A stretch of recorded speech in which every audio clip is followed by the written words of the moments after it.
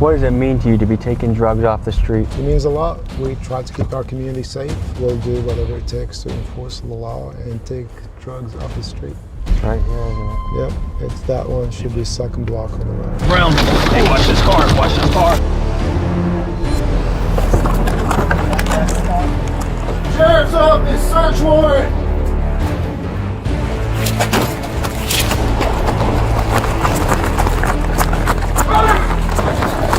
Stop running! It's 1:20 on a Saturday, and we're responding to the scene of an overdose.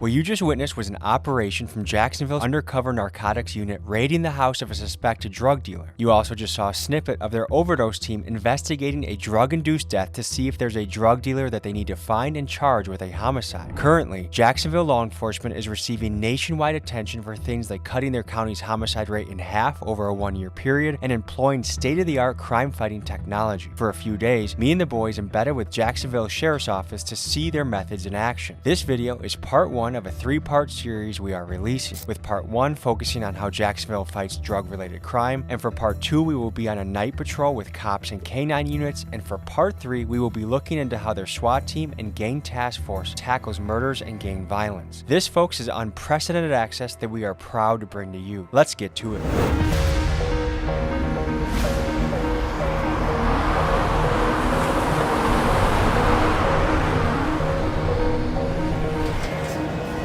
Folks, we are pulling up on an undercover drug raid. There's a drug task force here in Jacksonville that is really trying to crack down on fentanyl and the problems that drugs bring into a community.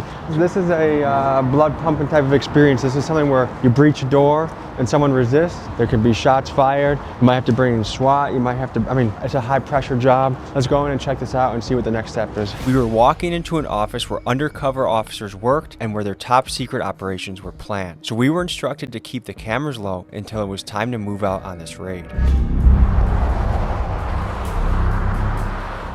So I'm Lieutenant Manna with the Jacksonville Sheriff's Office Narcotics Unit. I'm over narcotics and vice. And what's the operation today? What are we looking for? Today we have a search warrant for a drug house. We conducted several buys from the property, and we know they're selling drugs from inside the house. And we are going to Avenue. It's on the west side of town. Is there a particular drug we're looking for? We conducted several buys. We bought crack cocaine from there. How many drug raids do you think you've been on in your day? 2-3 a week. Do we know if the guy living here has many firearms? We haven't seen any, because if we did, it would qualify for SWAT. So the guys, the job they do is very dangerous, especially the first person inside the property, because you just don't know what's behind the closed doors. If you need to throw one of us in as human bait to make the operation go through, just we'll draw a straw as the crew. All right, let's go. What does it mean to you to be taking drugs off the street? It means a lot. We try to keep our community safe, and obviously this is a vicious circle with supply versus demand, but we'll do whatever it takes to enforce the law and take drugs off the street. Do you think you'll ever completely wipe drugs off the street? I think you can put a dent to it. I don't think you can wipe it off completely, because there are some, for instance, marijuana is legal in certain states. It's a very tough challenge. Again, it's a vicious circle. It's supply versus demand.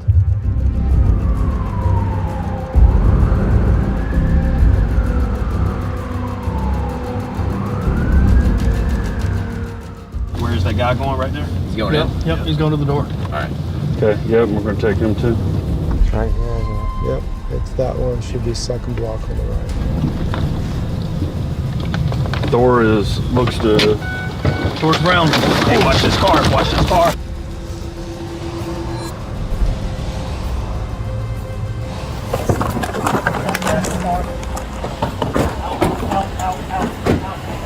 Sheriff's Office, search warrant!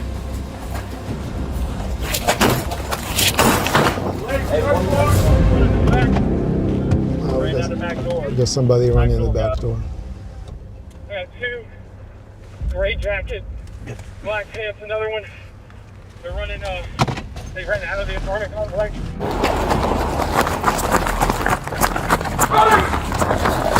Stop running!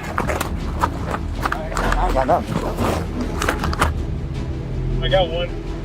The other one with the gray hoodie, I don't know where he went. Stop running! 4-5 Mike's running in the back.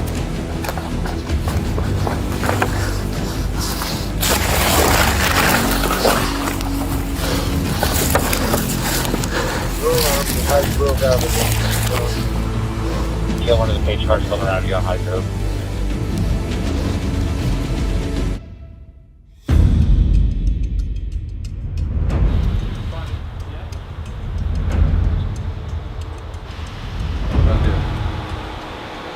Undo your handcuffs? Right, loosen. I can fit a finger in between there, buddy. That's kind of what we got to do. Are you all ready? So in this case, we got a bunch of crack cocaine. We have a lot of powder cocaine. We got some beakers, a bunch of drug paraphernalia, scales. So obviously we got to say that was successful. Is crack cocaine as common as it was in early 2000s? It still is, I would say, crack cocaine, yeah. How would you classify this bust? Small, medium, large? Probably a medium scale, too small, small to medium. Yeah. How many people in custody? So far, 3. And obviously we have a baby now, so we're trying to get hold of the mother. Apparently she's at work, so she'll be coming back. What goes through your head when you see a baby inside one of those houses? You won't be the first. A lot of times, so we we hold the baby, we assist, and then what we do is trying to reunite the baby with the parents. And apparently that's the father, who's the mother's at work. Since the father is going to be arrested, then the mother will respond to take control of her child. Do they feel like, I'm glad that this is happening, that they got busted? Absolutely, absolutely. We get feedback all the time. They don't like these guys. They don't want them here in their neighborhoods. Because they make them dangerous? Yeah, they don't want drugs in their neighborhoods. In the last year, Jacksonville Sheriff's Office has fielded over 5,000 calls for service for drug-related incidents. And in a 2024 survey of Jacksonville residents, next to gun violence, illegal drug usage was the top issue residents wanted the Sheriff's Office to focus their resources on. A lot of times they are afraid, and the ones they step up, they give us complaints and information. We work every complaint that we get. I mean, to live in a place where dangerous guys with guns are in and out all the time, and junkies are coming, and you have kids around here. And this is just the preliminary search. Obviously, they go into details to search the property. And typically on the secondary search, they find additional drug paraphernalia and additional drugs.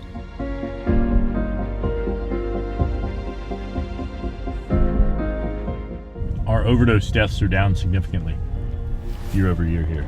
This is Vic Michelucci. Previously, he was a Jacksonville investigative journalist who won Crime Reporter of the Year. He left his 14-year career to run communications and media for the Jacksonville Sheriff's Office, and he is the one that opened up the doors for us to be here today. Fewer people are dying. And this is just one part of that initiative, Yeah, or this that is a push. part of that. Yeah. But as you saw with that situation, not only did they find drugs, they found at least one gun. And a lot of times when you see drug sales, you see firearms, and that leads to violence. The murder that comes with the marijuana trade. I'm gonna tell you, I've worked murders where a pound of marijuana was stolen and people get killed for it. It may not seem like a big deal to the populace or to people that are advocates for marijuana, but that's a big deal. One life, I always say to everybody, is too many. Look, there was that kid in there. I mean, that kid was, what, maybe 1? Yeah. I don't think there's any excuse for that. Yeah, whether you're dealing drugs, doing drugs, around people that are doing drugs, to expose that child there. And we've had multiple issues of accidental overdoses with kids. And we've put that out, and thankfully, the most recent instances, our officers were able to save those kids. But imagine having to give Narcan to a 1-year-old. We just got to watch a successful raid take down an armed crack dealer, but Jacksonville's war on drugs has another side to it, the overdose task force. Whether we'd meet them this trip depended on one thing, an overdose happening while we were in town. Early Saturday afternoon, that call came in. we've been on standby the 4 days we've been in Jacksonville for when an overdose happens, we're gonna get the call.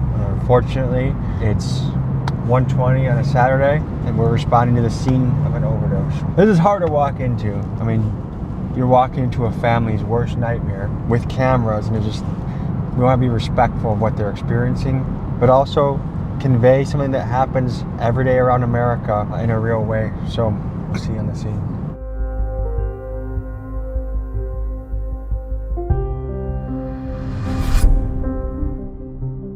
Right now the victim is still present, so we're going to allow you guys to come in, just kind of keep a distance. We'll be collecting a bunch of things. I think that would be very good, and like as far as the recording and stuff.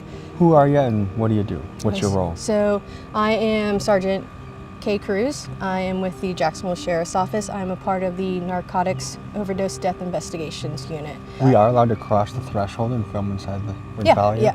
Just don't. We have consent from the family? Yeah, and then that's also why I was speaking to the next of kin, because I didn't want her to be like, why is media here? So I was explaining to her the reasoning for you guys being here and like helping, produce information to give out to the public to hopefully prevent future overdoses for overdose awareness.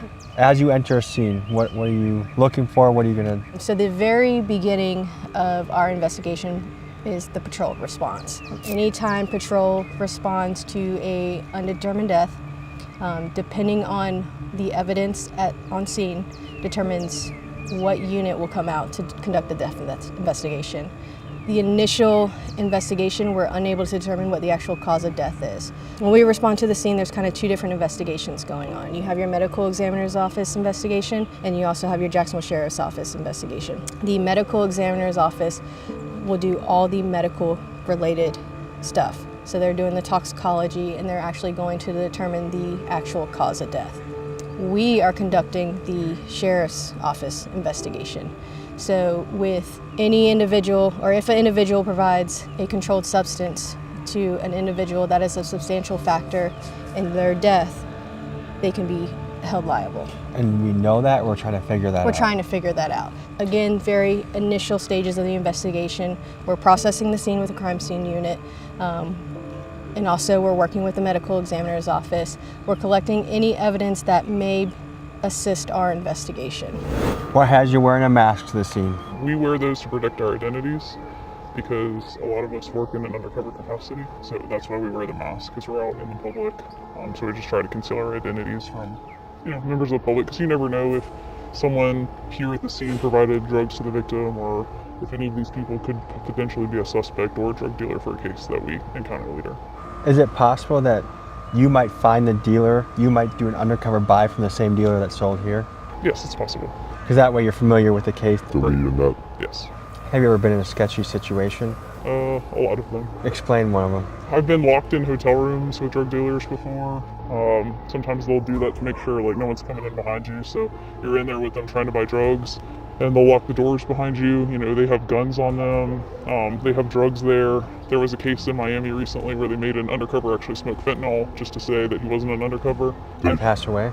No, he did not. What she's referring to is an insane story that just happened a couple weeks ago. A Miami fentanyl dealer got suspicious of an undercover agent and gave the guy two options. You either smoke this fentanyl and die, or I'm gonna kill you anyways. Terrified, the agent had no choice but to hit the Chinese import in front of the dealer. Somehow he survived, and SWAT raided these guys soon after. And it just goes to highlight the incredible danger of this undercover profession. I've had drug dealers before try to get me to smoke drugs, and it's just, it can be pretty dangerous and sketchy. Pretty much this entire career is pretty dangerous. What got you into it? When I was little, I really liked the show Cops. Okay, and I'm not from Jacksonville, but when I was little, I used to watch the episodes, and I remember as a kid seeing the Jacksonville Sheriff's Office episodes and being like, that area in particular, I don't know why, stuck with me, and I was like, that looks like a pretty crazy place to live or work or whatever. We talked to, prior to making entry, we're talking to patrol to provide us with their information that they collected upon their initial response. We're talking to any next of kins that are on scene, and we're also talking to any complainants or witnesses. We're just trying to gather what happened before police were called to the scene. For this particular structure, the room where the victim was located is from the back. You guys can follow me and we'll go inside.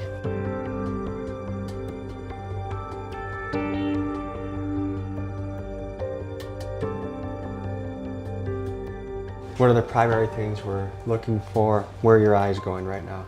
So eyes are going in the immediate area where the victim was located, but also like common areas of the house, living room, bathroom. We're checking for any paraphernalia, narcotics related, and any additional narcotics or any paraphernalia to even include like little baggies that could have been packaging for narcotics. I've been working narcotics related investigations for a little over 7 years now. I've been working narcotics overdose death investigations for approximately 3.5, 4 years. What got you into the overdose unit? I enjoyed working narcotics investigations. I noticed that before the creation of this unit, homicide was responding to these types of investigations. And this was kind of before it became, we fell under the Florida state statute of murder. Once we started falling under that Florida state statute, we were able to dig deeper into different types of investigations. Florida lawmakers are not alone in expressing the sentiment that a drug dealer should be subjected to harsh penalties, particularly if they can be tied to an overdose death. In fact, just recently, Trump made headlines again by stating his long-term position that drug dealers should receive the death penalty. Unless you have the death penalty for drug dealers, you'll never get rid of the drug problem. Put that through your head.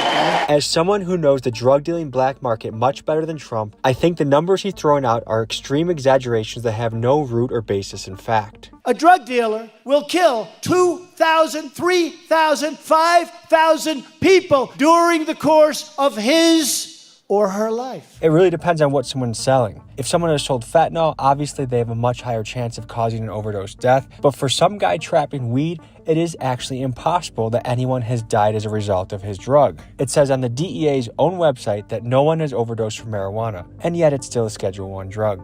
However, I do agree that a drug dealer needs to be held liable if what he sells kills someone. The question is, to what extent? What do you guys think in the comments? Should a drug dealer be given a death sentence if they cause an overdose death? I found interest in not only giving closure to the family of the victims, but putting all the pieces together to try and determine who actually sold illegal drugs to the victim. How many calls like this a week do you typically respond to? The overdoses, they come in waves. There are times that we can get 10 in a week. There are times that we can get 0. There's no way to determine how many call outs a week that we're going to get. Crime scene units here, the narcotics overdose detectives are here. They are taking photographs, they're looking around, pointing out or trying to locate any evidence that may be narcotics related. They are waiting for the medical examiner's office to arrive. Once the medical examiner's office arrives, that's kind of where we're now dividing into like 2 investigations, but we work very close together. Like I said, I think the more information we get out there to the public, make aware that it's not only fentanyl. Yes, fentanyl, that's what we're hearing in the news. It's a dangerous, deadly drug, but any illegal substance can cause a death. Well, thank you for what you do. Yeah, thank you. Some Americans would say, hey, alcohol is legal. Alcohol has a lot of problems. I mean, if you look at domestic disputes, violence, fights, drunkenness, DUIs, yeah, that's a huge multi-billion-dollar industry. Why should weed be any different? Because why add to it? But why add to the problem that alcohol already causes? Because prohibition doesn't work. The war on drugs has not solved since the 70s the issues of drugs in our community. So let me ask you this question. Because we should legalize marijuana because people like to smoke it, we should legalize cocaine, methamphetamine, we should legalize fentanyl, we should legalize all those things? No, of course not. Just because people like it, there are certain things that you just shouldn't do, and I think the government should uphold a standard. So what gave you reason to believe that this could be a narcotic overdose in the first place? So based off the evidence that is located at the scene of a death, so for this particular incident, there is narcotics paraphernalia and additional narcotics on scene. We cannot on scene determine the cause of death. That will be for the medical examiner's office investigation. Because of the evidence that is located on the scene, we want to get a jump start on our investigation. So the van actually pulled up super close, and we're keeping family further out, so it should be okay.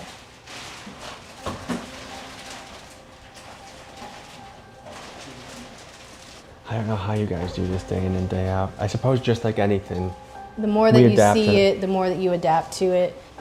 And like I said, with these investigations, it affects the family more than anything.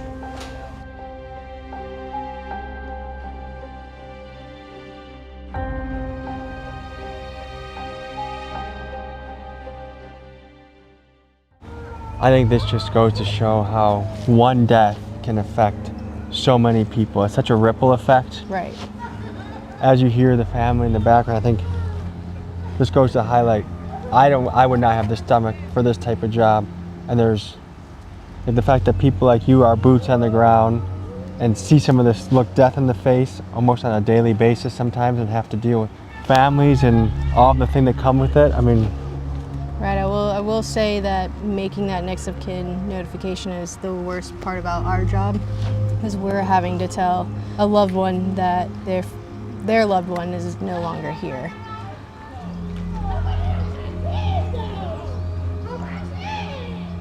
What I've seen in my own family, and there's not one person, with the reach drugs has, you could be in a mansion or you could be in the poorest of the poor. There's not one family in America that probably doesn't have some impact of drugs hitting their family or alcoholism hitting their family. Right. It's just such a heavy job. And then this is the other thing is, I think like this gives me perspective too, because sometimes it's easy to look at a dealer and be like, oh, he grew up in a messed up neighborhood with a messed up childhood and he's just trying to make some money to put rent, to pay the rent. But then when it has the impact like this, that makes an entire family gather and cry, then you have a little bit more of a, well, when they get raided, you know why. The drug dealers know. They know that they are selling this deadly drug. They know what they are selling, so that is why they should be held accountable for what they are selling. And every single person has that voice inside their heart that knows when something is right or wrong. And to override that just so you can pay rent, even though you can cause devastation to an entire family. And one dealer might have, do you encounter multiple dealers? Customers. Do you ever encounter dealers that you guys arrest that are tied to multiple deaths? Yes. Yeah, this really helped me change my perspective on drug dealing. I mean, there's so much that comes with this. There's family members that have to pay for the funeral. There's how many people had to call off work to leave here and come. There's people that their lives can be permanently altered by the grief. I mean, I've seen that in my own family very well. Just in today's episode, the fact that a dad is selling crack cocaine next to his baby, and then we land at this scene over here when he's passed away and the family's crying, like, you gotta raise your standards a little bit. It makes me thankful, for the detectives that have to collect bodies and investigate, and then the people that have to risk their life to go undercover to do the work to catch these guys. That's more of a risk than most of us are willing to take. It's an honest job, it pays the bills, and these are people that go to bat for us in our community. So, really interesting perspective of how Jacksonville is fighting the flow of drugs through the city. That was a deep dive into the world of Jacksonville crime fighting on the drug division, their narcotics division. Thank you for joining. The support's amazing. I appreciate you guys. I'll see you next week. Thank you. Folks, you just saw a glimpse of what Jacksonville law enforcement does. And next week, we'll dive even deeper, doing a night patrol episode that involves a kidnapping call, going out on a mission with a K9 unit, catching a live burglary in action, and much, much more. We will also take a deeper look at the secret sauce that has driven Jacksonville to be a place where the homicide rate has dropped in half, something that is nearly unheard of across the country. And folks, a reminder, if you want to pick up the freshest merch on YouTube with the Underworld collection and the Big Dogs Gotta Eat collection, my website link is in the description. And finally, if you want to become a Patreon subscriber for extended cuts, exclusive clips, and see things weeks before the episode drops, that is also in the description. Both greatly help support the channel, and I am grateful for your support. Love you guys. See you next week.